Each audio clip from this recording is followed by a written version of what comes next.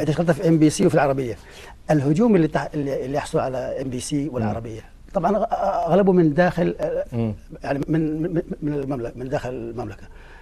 كيف تفسره؟ انا بنفسي كنت ابحث دائما عن اجابه على هذا السؤال، وهو صراحه سؤال مهم جدا. ولكن خلينا نؤمن ايش علاقه المحطه كمجموعه ام بي سي بقناه بالمملكه. هي مؤسسه سعوديه، رضي من رضي واعترض من اعترض او ابى من ابى.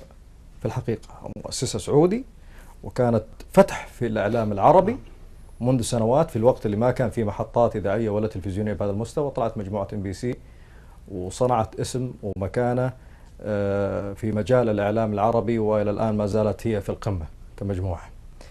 احنا عندنا تيارات في المملكه، تيارات مختلفه، وهذا جزء من تنوع البلد وجزء من تركيبه البلد. فبالتالي بعض المكونات قد ترضى عما يعرض، بعض المكونات لا ترضى، وهذا هو جزء من التركيبه الاجتماعيه الموجوده في البلد.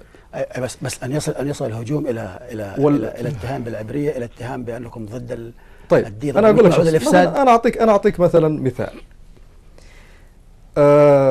في احد الاشخاص، لا اود طرح اسمه مع كل التقدير لشخصه، خرج وقدم برامج في محطات تلفزيونيه بنفس مستوى البرامج اللي تقدم في الام بي سي، اللي برامج مثلا تكون ترفيهيه وبرامج غنائيه او مسابقات وما الى ذلك، ولم يتحدث عنها بحرف واحد.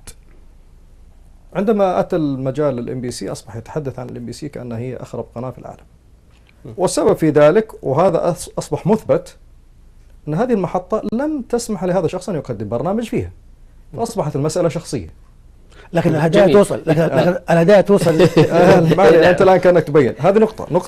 النقطه الاخرى يا عزيزي، هذه محطه خاصه، محطه خاصه، هدفها انها تكون تراعي مختلف رغبات مشاهديها.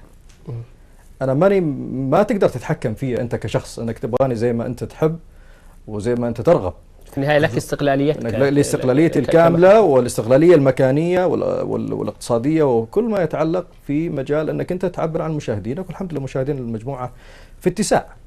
إذا أنت مثلا توصف قناة مثلا زي العربية، وهي العربية تمثل خط اعتدال كبير جدا جدا في المنطقة على مستوى ما يطرح، ويتفق أو يختلف أحيانا، ولكن يتفق بشكل عام مع توجهات بلدك في بعض القضايا الخلافية في المنطقة، فأنت تهاجمها، أنت كأنك بشكل أو بآخر تهاجم سياسة البلد.